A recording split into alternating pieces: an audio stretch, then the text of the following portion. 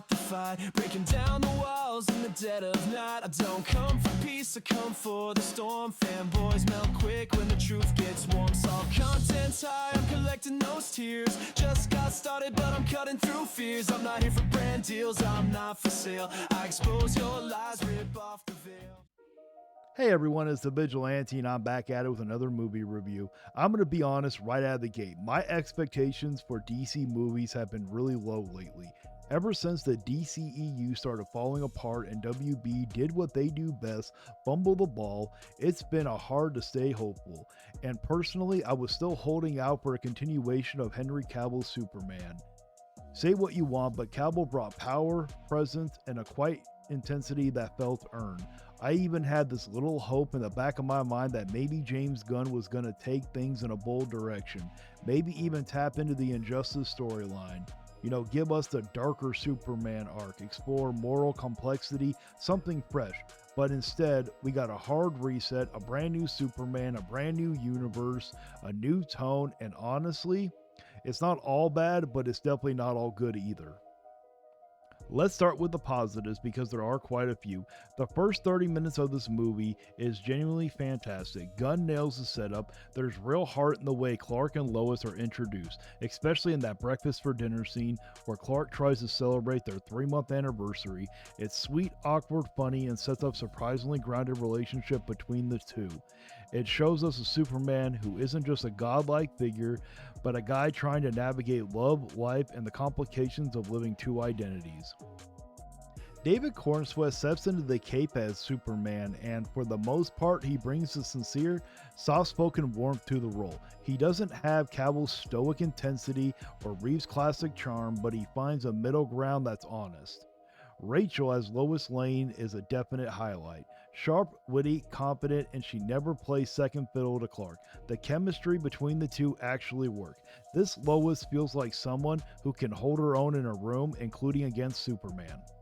The writing, at least in these early scenes, leans into a modern screwball comedy vibe, but with real emotional weight. That's one great exchange where Lois interviews Superman and challenges him about interfering in a foreign conflict without government oversight. It's the kind of scene that reminds you superhero stories can tackle big questions if they're written well. Nicholas Hoult as Lex Luthor also deserves a mention. Even if the character didn't work for him, Hoult committed to the role. His vision of Lex is more tech billionaire than criminal mastermind. Kind of like an Elon Musk had a brain for manipulation and a vendetta against aliens. Some people will love this take, others not so much. I fell into the second group. Unfortunately, after that solid opening act, things start to spiral. The movie tries to do way too much, and rather focusing on one tight story about Superman, it tries to introduce the foundation for an entire new DC universe in under 2 hours. That means suddenly we've got Mr. Terrific, Green Lantern, Hawkgirl, and even a brief glimpse of Krypto the Superdog, all showing up and demanding screen time. It feels rushed. None of these characters get the development they deserve, and their introduction takes away from Clark himself. Mr. Terrific is cool, sure, but his backstory is dropped in a few lines. Hawkgirl's presence is mostly just action filler, and Green Lantern, he played more for laughs than anything else. It's the classic DC problem. Instead of slowly building a universe, they shotgun blast characters into the plot and hope you care. And then there's the tone shift. The movie goes from grounded drama to full CGI chaos in a record time. Suddenly, it's less about Clark Kent trying to figure out who he is in a world of power and responsibility, and more about giant monsters, political conspiracies, and punchy one-liners. It loses its emotional focus. Here's where things really disappointed me. Superman spends most of this movie getting his ass handed to him. Now don't get me wrong, I don't mind seeing the Man of Steel face serious threats. That's part of what makes Superman stories interesting. How he responds when sheer strength isn't enough. But here's the problem, at no point does he get a Superman moment. That scene that reminds you why he's a symbol of hope, power, and inspiration? Instead, he feels passive. He gets beat down, captured, second-guessed, and overshadowed by other characters. And that might have worked if it was part of a larger arc where he rises above and reclaims that power. But that never happens. It feels like the movie is afraid to let him shine. Even when he gets an emotional scene with Ma and Pa Kent, played beautifully by Taylor Vince and Neville Howell. The script keeps pulling him away from any personal growth to throw him into the next fight. The balance just isn't there. And Lex Luthor, man, what happened here? This isn't the calculated mastermind we knew from comics or from past films. This Lex is petty, impulsive, and honestly kind of annoying. He spends more time throwing tantrums and obsessing over Superman than actually doing anything clever. His influencer girlfriend, played for laughs, ends up stealing more scenes than he does. That's the problem. To be fair, the movie does try to say something. There's commentary on unchecked power, surveillance states, and government overreach. There's a subplot where Superman gets detained and imprisoned without trial, locked up next to innocent people, including a woman that was just an ex-girlfriend of Lex Luthor who was blogging negatively about him. Those moments work, they feel grounded and bold, but again, they're surface level. The film doesn't sit with those ideas long enough to make a real statement. It tries to be political, emotional, funny, and action-packed all at once, and in doing so, it never quite lands any of them fully. The social commentary is solid, but underdeveloped. The action is frequent, but nothing we haven't seen before.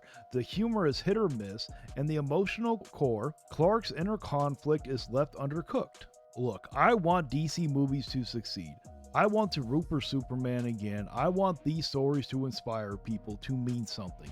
But unfortunately, it just feels like we don't have the right people behind these films anymore.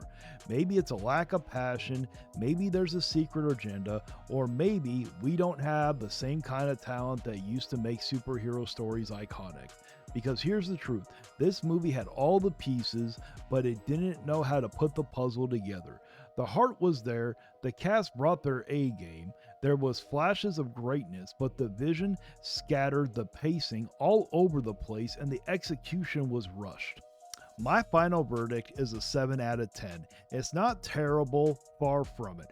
In fact, it's the best thing DC has put out in a long time.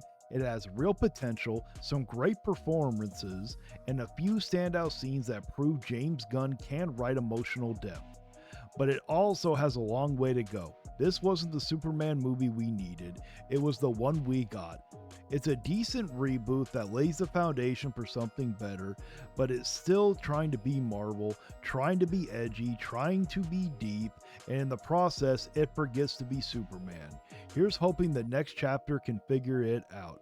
I do recommend that this movie is worth a watch if you're willing to pay the movie ticket prices at a theater.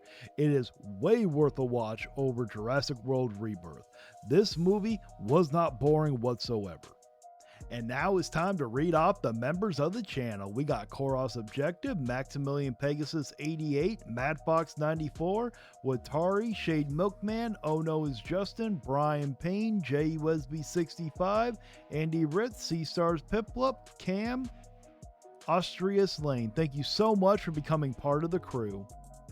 And if you truly enjoy this content, why don't you think about becoming a member? It's only $1 a month. You get special emotes, badges, and you get a shout out at the end of each video until it becomes too long, and then it'll be turned into a credit roll. And also, I got an awesome merch lined up for you guys. I got amazing shirts, hoodies, I got coffee mugs, I got desk mats, I got a bunch of different kinds, so why don't you check it out also. And please like, share, and subscribe. And until next time, guys, stay vigilant. You can cry in the comments, but you won't survive. Like and subscribe if you feel that vibe. We're